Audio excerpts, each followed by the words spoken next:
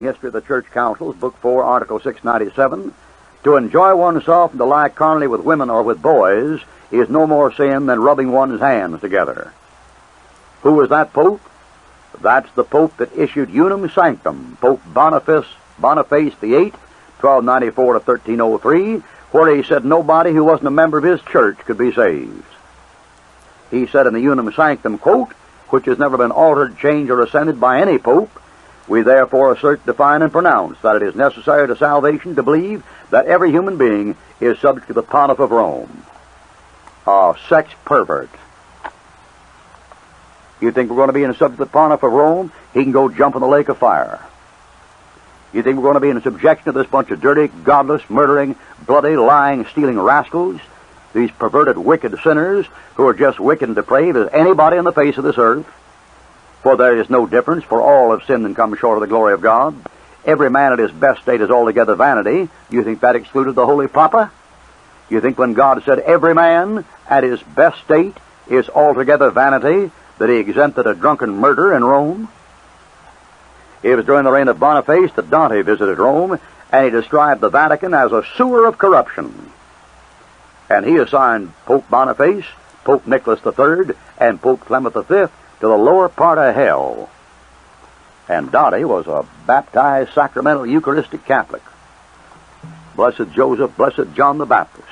Now, I know some of you Catholics don't like that, but when could a Catholic ever stand the truth? In North Ireland, they murder Protestants for saying these kind of things. In Mexico, they cut them up with machetes. In South America, they cut them up with machetes and nail them to pieces of wood. When could a dirty, godless, Bible-defying, Christ-rejecting, idolatrous image worshiper ever stand to have his idol kicked? You tell me. Then from 1305 to 1377, the papal palace was at France. During this time, Petrarch accused the papal household of rape, adultery, and all manner of fornication, and since the popes were so immoral, it is no wonder that priests were no better. Consequently, in many parishes, men insisted on priests keeping concubines so they could protect their own families. You'll find that in every history on the Catholic Church. And then we know about the 3 popes that came up. But that's only the beginning of it. Pope John committed perversity with the wife of his brother, incest with holy nuns, intercourse with virgins, adultery with the married, and all sorts of sex crimes. He was publicly called the devil incarnate. Sacrorum Councilorium, Volume 27, page 663. You say, what pope was that? Pope John 23rd. Do you see now why your dear Roman Catholic friend, the Associated Press, was so anxious to have you think that that pope that showed up 12 years ago was Pope John the 23rd? No wonder. Don't you know they like to cover up a record like that as quick as they could cover it up? Yeah, don't you know Life and Look in Time magazine and that boob tube some of you people been watching went right along with it and fooled you again? Pope Pius II, 1458 to 1464, was said to have been the father of many illegitimate children. He spoke, quote, openly of the methods he used to seduce women, encouraged young men to, and even offered to instruct them in methods of self-indulgence. Haley's Bible Handbook, page 779. And here comes Papa Sixtus IV, 1471 to 1484, 2 illegitimate children born to him by his mistress Theresa, which he made cardinals. Nice way to pay him back for his work. Annual of Universal Church History, Volume 2, page 905. He financed wars by selling church offices to the highest bidder. He made 8 of his nephews cardinals, while some of them were still boys. Pope Innocent VIII had 16 children by various women. He did not deny that these were his children. For their marriage was celebrated in the Vatican. We're not talking about something done undercover. We're talking about the absolute facts of history where anybody can check them. We're talking about the great mother prostitute, the mother of abominations and harlots of the earth, that great ecclesiastical whore, the Roman Catholic Church. We are not talking about the individual Catholic lay members who may have been saved by disobeying the catechism, from which we'll read a little bit later. We're talking about the leaders, the so-called vicars of Christ, the great godless, bloody, depraved, unsaved sex perverts and monsters who profess to be the vicar of Christ on the earth. Alexander VI was the most corrupt of the Renaissance popes. He lived in public incest with his two sisters and his own daughter. He was both the father and lover of his daughter Lucretia, from whom it is said he got a child. Read The Rise and Fall of the Roman Church by Peterson, page 180. Concerning Pope Paul, 1534 to 1549, Pope Paul III, even the pro-Catholic Life magazine, the wife of the editor is Claire Booth Luce, said that as Cardinal Pope Paul III had fathered 3 sons and a daughter, and the day of his coronation he celebrated the baptism of his 2 great-grandchildren. Imagine that, by a bunch of folks that believe the priest can't marry. Isn't that too much? I mean, how wild can you get, kid?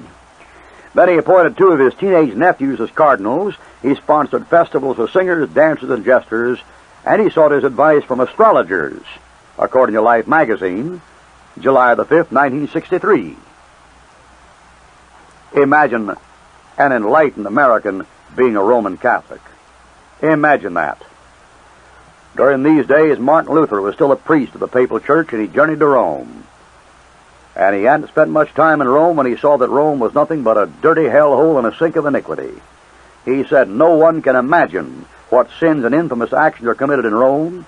Priests told indecent jokes, used unlawful profanity even during Mass, and he described the popes that time as being worse in conduct than pagan emperors. And he told how the papal court was served at supper by 12 naked girls. Topless and bottomless, brother." One day during Luther's visit to Rome, he noticed a statue on one of the public streets that led to St. Peter's. The statue aroused his amazement, for it was a statue of a pope, yet it was a woman. She was holding a scepter, wore a papal mantle, and had an infant in her arms. He came to find out this was a statue of a female pope. There's one for you. Imagine people calling her father. What was she, a lesbian? It was a statue of disgust to the popes. Consequently, no pope would ever pass down this street. "I am astonished," said Luther, "how the popes allowed the statue to remain." History of the Reformation, page 56 and 59. And 40 years after Luther's death, the statue was removed by Pope Sixtus. But who was that female Holy Father?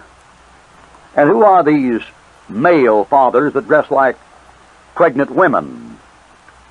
Well, she was born in Rhineland, at Engelheim. She won acclaim at Mainz for her learning. She later distinguished herself as a man and entered the celebrated monastery of Fulda between Frankfurt and Berba. She studied in England and Athens and received the position of a teacher in the School of Grisorium at Rome, an ancient college for deacons. Here she gained so much influence that when Pope Leo IV died, she disguised herself as a man and was elected pope. However, her pontificate of 2 years, 1 month, and 4 days later, her sex was discovered. While taking part in a procession, she gave birth to a baby and died. And it was in this spot where the Holy Father gave birth to an illegitimate son that a statue was erected of a female pope. How's that for women's lib? Will that do you? Now, if you want to know why there's cause for reform, you can see it when you read the history of these godless, depraved blasphemers who call themselves the vicars of Christ. Not but a bunch of drunken muttonheads. You'll find this material documented in Medieval Italy, page 392, and Bauer's History of the Popes, volume 1, page 226, and the work on Babylon Mystery Religion by Woodrow, page 99 and page 100. There are also numerous other references.